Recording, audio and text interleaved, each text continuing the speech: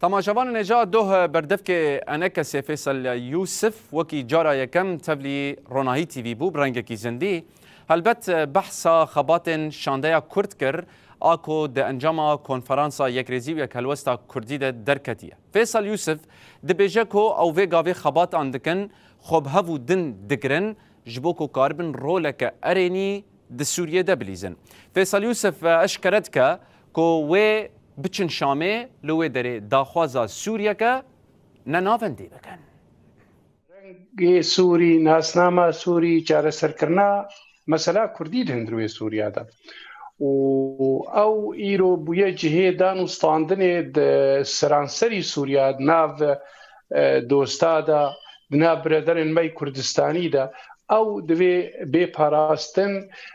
يعني وقت بيكاتكي وقت ملتي كرد أم بهفدورة بن وبنافي ملتي كرد أم كهربن تفلي دولتها سوري ببن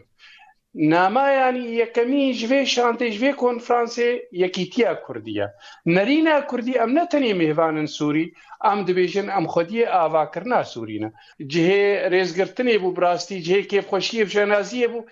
جواتي گو افتني نكافيه دویل سر بي خبات کرن ليفگر كردي سران سر چيب بي ايروجي او ليفگر وقتي چيب بي گلك شوي بينا خوستن ام تخوازن افشان بر بي هري هاگر نريني منوك هبن ايديولوجي لي ام كاربن سوريا دبناوي ملتي كرد و داخوازي ملتي كرد ياغو في كونفرانسي بريارتي داي ام كاربن خباتي فكر وامولوجي بينن ايرو ملتي ما شقافي قرتنا في حالتي وشو ام تمام جيش بوفي ملتي تخبتن قرك يبقي وانا العرضين كذا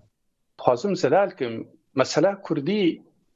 ناب شورشا سوري تنيرا يعني مسألة كردي وقتيقو نقشريا سوري هات يداني وك جغرافيا مسألة كردي برسا كردي جهنجي دو حتى إيرو بعمري سوري ريا ووقتي شورشا سوري جي تشيبو ملتي كرد تفلي ويبو يعني تفلي ويبو بتفقرها خرا وداخوازي خوا وبآلا خوا ام بيجن ديالوج في حل ببي ام بيجن ما في فاكسيغو ايرو برفاني بل سوريا ذكرنا دفيجه قرتي بنت هندروي سوريا ام كاربن ملي خو بدنا هبدو ام فيش قرتنا هبدو بكن د سوريا كنا فنديدا ولاتك كنا فندي ولاتك نتني بنافي عربي ام نتجي عروبتنا نافي عربه لي ام بيجن سوريا نتنيش عرباريا نتنيش كرداريا نتنيش سريان اشوريا يان خريستان يا مسلمان سوريا ولاتك قالك نتو قالك اولا دبي نافي سوريا نافي وينا او جمهوريا جو بنافي خلقي سوري ناس ما سوري دبي ناس كرم بكرد وعرب وسريان واشوريا اولي تمامي امولود بيلن او مثلا بنديتي يا جو ريجيما